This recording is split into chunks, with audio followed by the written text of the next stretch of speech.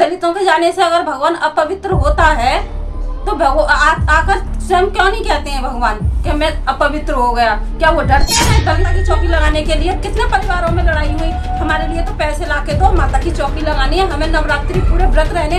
ये तो दुर्गा माँ को सोचना चाहिए ना कि ये मेरी पूजा करेंगे, अर्चना करेंगे, तो इनके लिए मैं पैसे लाके दूं, कहाँ से दूंगी? देखिए, पाखंडवाद के ऊपर तो मैं यही कहना चाहूंगी कि मुझे तो ये एक धंधा लगता है कि ब्राह्मणों ने अपनी जेब गर्म करने के लिए और पूरे समाज को बेवकूफ बना रखा है। इनका तो ये बिजनेस बना रखा है इन्होंने। कैसा हिंदू राष्ट्र बनाना चाहते हैं? मेरा तो उनसे जो बनाना चाह रहे हैं उनसे सवाल है कि वो बताएं कि हिंदू राष्ट्र का मतलब और अर्थ हमें समझाएं, पहली बात। और दूसरी ये है कि वो हिंदू राष्ट्र बनाना किसे चाह रहे हैं? किसी जाति को, धर्म को, इंसान को, किसको बनाना चाह रहे हैं? क्या एक ब्राह्मण का बेटा दलित की बेटी से शादी करेगा?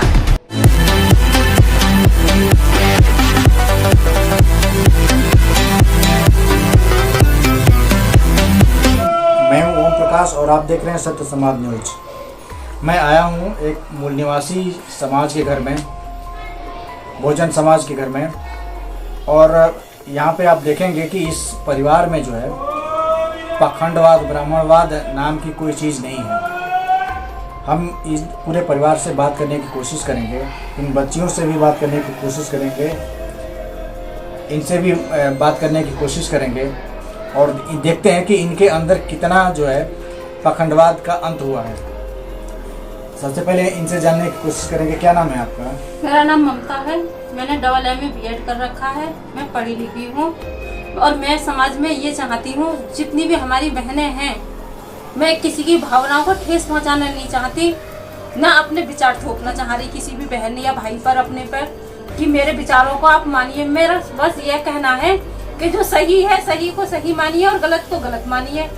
आप अपने आप को पहचानिए और सामने वाले को किसी के झूठ या छलावे में मत आइए कि सामने वाले ने कह दिया और आपने मान लिया। उसे प्रमाण के साथ पूछिए, तर्क करिए उससे कि ये बात है तो क्यों है और कैसे है। मेरा बस यही कहना है अपने समाज में। कसौटी पे जो खरा उतरता है उसको मानिए, अगर कसौटी पे जो खरा नहीं उतरता है उसको मत मानिए। अगर मान लीजिए ये अलमारी है, अगर कोई हमें आकर के ये बता दे कि ट्रेन है और मैं साबित करता हूँ कि नहीं ये अलमारी है, और वो कहता है कि इससे तुम्हारे बताने से हमारी भावना आहत हो जाती है, तो ऐसी भावना आहत करने का कोई फ़ायदा नहीं है। आपको जो है तर्क से होकर के गुजरना पड़ेगा, आपको सत्य को जानना पड़ेगा, सत्य को स्वीकार करना पड़ेगा। क्या कहना चाहेंगी? जैसे कि आजकल समाज में बहुत ज्यादा फैल रहा है कि भगवान है। मैं ये नहीं कि आप पत्थरों में जाकर भगवान को ढूंढ रहे हैं। अरे भगवान है, कहाँ है? ये तो एक इंसानों ने नाम दे दिया, ब्राह्मणों ने नाम दे दिया है कि भगवान है। अगर है तो आप प्रमाण करिए ना, दिखाइए हमें। जो स्वयं की रक्षा नहीं कर सकते वो हमारी रक्षा क्या करेंगे? जब मंदिरों में चोरी होती है, जब भगवान कहाँ चला जाता है? जब हमारी दलित समाज की छोटी छोटी बेटियों के साथ गलत काम होते हैं और मंदिरों में होते हैं, उसी भगवान के सामने होते हैं। अब भगवान में आप किस भगवान को लोगे? दुर्गा माँ को लोगे या भोले बाबा को? लेकिन हमारी बेटी, उनकी तो जब दलित की तो कोई रक्षा करने नहीं आता। एक दलित समाज का पूरा परिवार मार दिया जाता है या उसके घर में आग लगा दी जाती है। क्या उस दलित के घर में कोई भगवान की मूर्ति नहीं थी या कोई तस्वीर नहीं थी जो वो भगवान आकर बचा सकता था? वो इतना डरा हुआ है इन ब्राह्मणों से कि दलित के साथ कुछ भी हो सकता है, और लेकिन डर की वजह से वो भगवान आता नहीं है। न जाने भगवान दलित से डरता है, न जाने भगवान ब्राह्मणों से डरता है। मेरी तो समझ में यही बात अभी तक समाज में आई नहीं कि भगवान डरता किससे, कि भगवान शक्तिशाली है। अगर उसके अंदर शक्तियां हैं तो हमें आके दिखाए कि भाई मेरे अंदर ये शक्तियां हैं। जब कहीं गलत होता है, जब घर में कोई परिवार का मुखिया होता है और किसी बच्चे के साथ या किसी के साथ गलत होता है, तो परिवार का मुखिया आकर उसे जो न्याय दिलाता है, सही को सही कहता है। लेकिन हम भगवान का मानने का मतलब तो यही हो गया कि वो एक हमारा अन्नदाता हो गया, हमारा न्यायकारी हो गया। लेकिन हमें तो वो न्याय ही नहीं देता है। बताइए कि कोई उदाहरण दे दीजिए कि किसी दलित के साथ गलत हुआ हो और भगवान ने आकर उसकी रक्षा की हो। कहीं मुझे तो आज तक समाज में कहीं दिखाई नहीं दिया ऐसा। लड़कियों का रेप हो जाता है, बलात्कार हो जाता है, जान से मार दिया जाता है, तो भगवान कहाँ सोया रहता है? यही कहने का मतलब है। यही कहने का मतलब है। मैंने पहले भी यही कहा है आपसे। सबसे पहले मेरा यही सवाल रहा था कि अगर भगवान है, मंदिरों में हमारी बहुजन समाज की बेटियों के साथ गलत होता है, तो ये भगवान कहाँ चला जाता है? अरे भगवान को तो स्वयं आना चाहिए, अगर है तो अच्छा एक बात बताइए हमें कि दलितों के जाने से क्या भगवान अपवित्र हो जाता है मंदिरों में? ये तो पता नहीं, भगवान दलितों के जाने से अगर भगवान अपवित्र होता है तो आकर स्वयं क्यों नहीं कहते हैं भगवान कि मैं अपवित्र हो गया? क्या वो डरते हैं? दलित इतने बुरे हैं कि उनके छूने से ही वे अपवित्र हो जाते हैं। लेकिन जब कोई दलित उस पैसे चढ़ा के आता है तो ना तो कोई ब्राह्मण कहता है कि इस पैसे को भगवान के ऊपर नहीं चढ़ाना है क्योंकि तुम दलित हो, जो अब अपवित्र पैसे हैं, अरे इन्हें हम जेब में रखेंगे तो वो तो ब्राह्मण भी अपवित्र हो गया और मूर्ति भी खंडित हो जानी चाहिए। ना तो वो मूर्ति में कुछ नहीं बिगड़ता उस मूर्ति का, और मंदिरों का और विकास और होता चला जाता है हमारे पैसे से। लेकिन फिर भी हम दलित ही हैं। तो भगवान में तो इतनी शक्ति है कि अगर वो पवित्र भी हो जाते हैं, उनमें शक्ति वो अपने आप पवित्र हो जाना चाहिए। कैसे हो जाएंगे? अरे जब उनमें दलितों को फिर मारा क्यों जाता है? नहीं सुनिए, आपने ये कहा है कि उनमें खुद शक्ति है। अगर उनमें खुद शक्ति है, इंसान हम हैं, इंसान हमारे अंदर शक्ति है, हमारे साथ अन्याय होता है तो हम उसके लिए लड़ने के लिए खड़े हो जाते हैं, या कोई बात गलत होती है तो हम फौरन कहते हैं। लेकिन भगवान तो ऐसा कुछ नहीं करता। अरे भगवानों में तो खुद हम इंसानों में, ब्राह्मण भी तो इंसान है, वो तो खुद ही उस पत्थर की मूर्ति में जान डालते हैं, प्राण प्रतिष्ठा करते हैं उसकी। और मेरा ये भी सवाल है कि जब मंदिरों में मूर्तियां होती है उनमें तो प्राण डाले जाते हैं, लेकिन जब घर में जब कोई मूर्ति लाई जाती है तो कोई उसमें तो प्राण नहीं डाले जाते हैं। क्या दोनों मंदिर की मूर्ति और घर वाली मूर्ति दोनों बराबर काम करती हैं? कि दोनों में फर्क रहता है?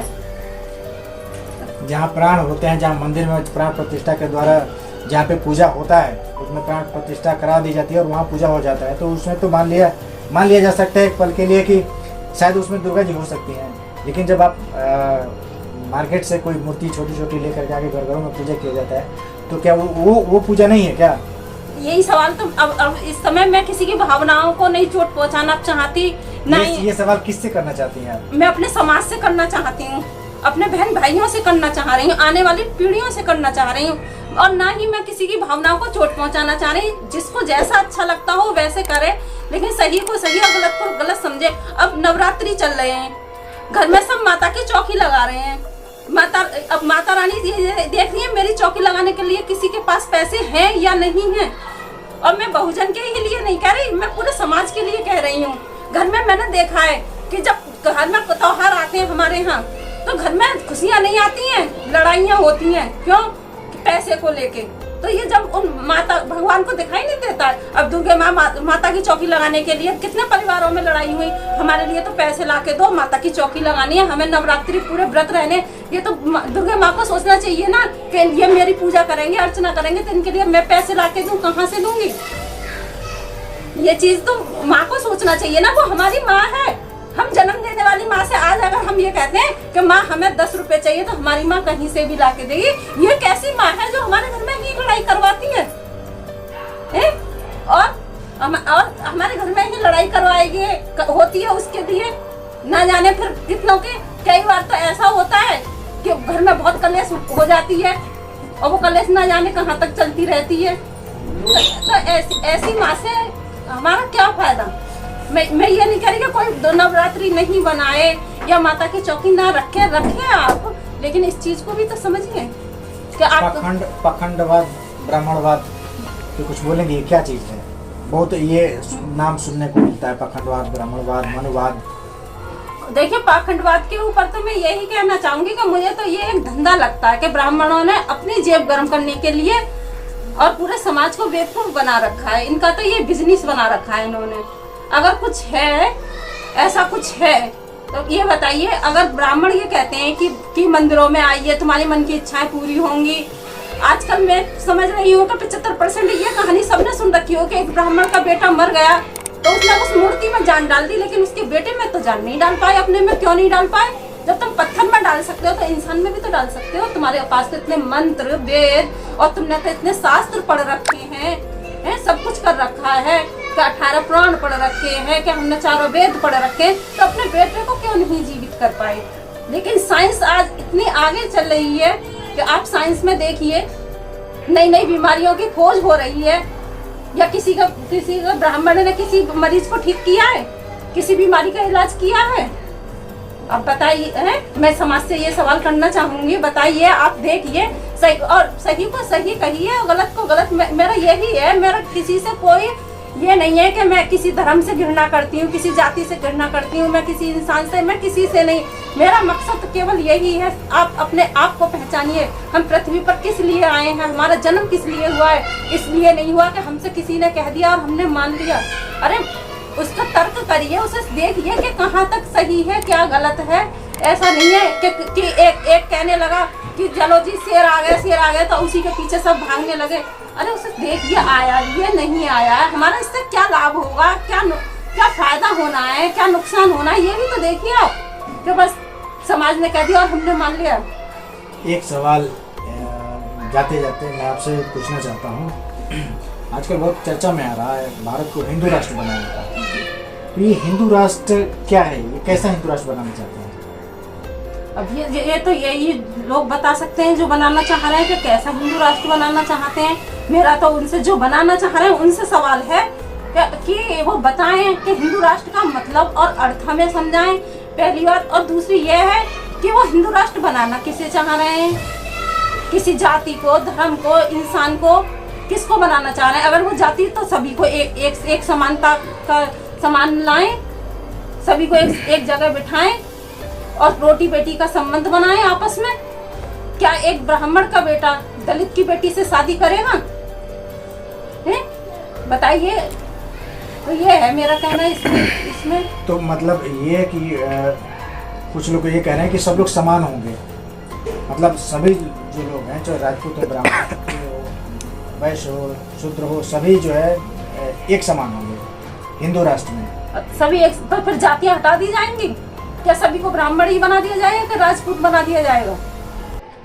समानता तो जब ही आएगी ना जब सब इंसान से तो जातियों में बट गए। जब जातियों से एक ही जाति में आएंगे जब ही तो फिर जो ऊंची नीची जाति, बहुजन समाज के लोग हैं, सवर्ण समाज के लोग हैं, ये हटा दिया जाएगा। ये लेबल जो लगा रखा है हमारे समाज में, ये लेबल हटा दिया जाएगा इंसानों के ऊपर से।